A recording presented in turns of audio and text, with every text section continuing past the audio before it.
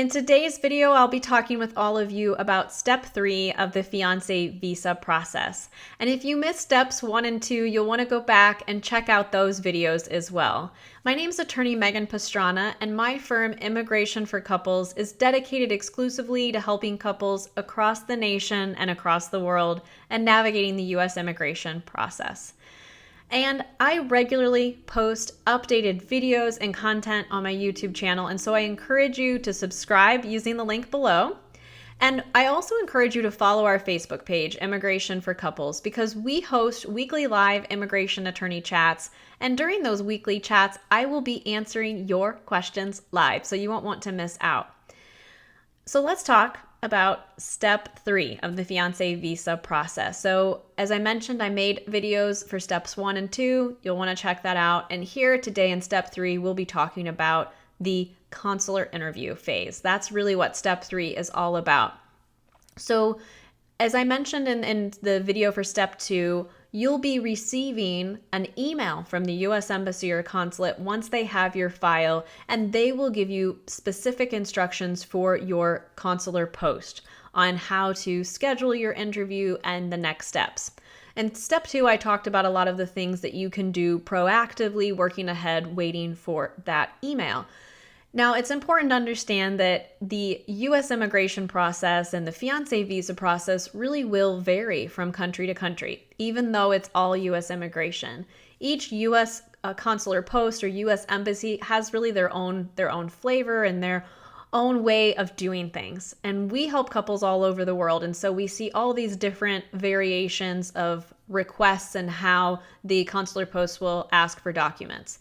That's why it's really important to read through that email. So that's a big part of step 3 is when you receive that email from the U.S. Embassy or consular post, read through that email. There's a lot of details, a lot of instructions. Make sure you meticulously go through each step and that you're following those particular instructions. Most consular posts will give you instructions for paying an online visa fee and scheduling your interview. Some posts will allow you to pay that fee online. Others give you an option to pay online, or you can go to a bank and get a receipt and upload it. It really depends, again, on the particular location. Most consulates will let you schedule your own interview. Some U.S. consular posts schedule the interview for you. But I would say most consular posts with fiancé visa cases allow you to schedule your own interview. That's really one of the benefits of the fiancé visa, is being able to get in, see that calendar, and pick your interview date, okay?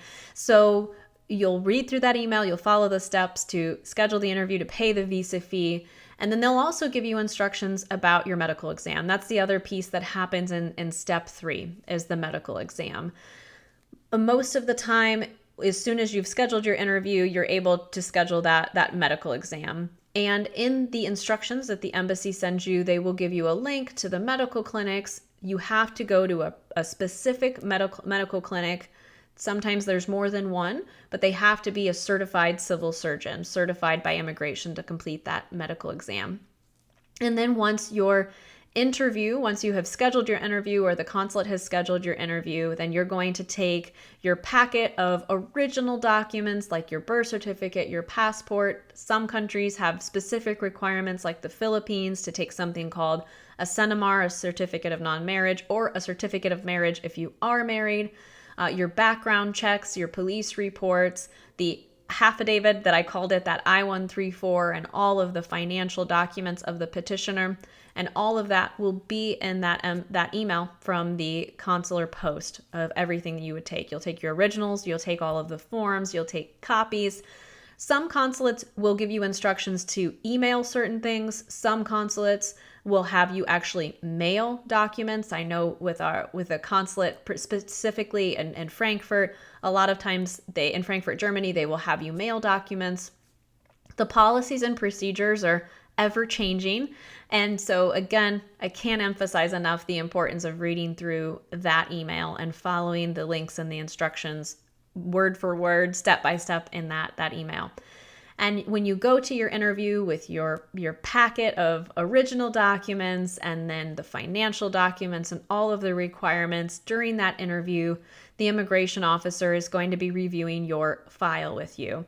They will be asking you questions about your immigration history. They'll be asking you questions about your relationship and your application. And during this step 3 for your interview, it's very important that you take updated relationship evidence with you as well.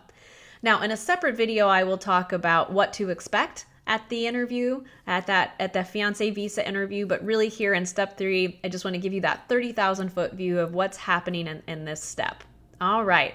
I invite you to check out our free resource center at immigrationforcouples.com. We have tons of free resources, whether you're just starting out or in the middle of your immigration journey. And again, that's immigrationforcouples.com. Thanks for watching and stay tuned for step 4.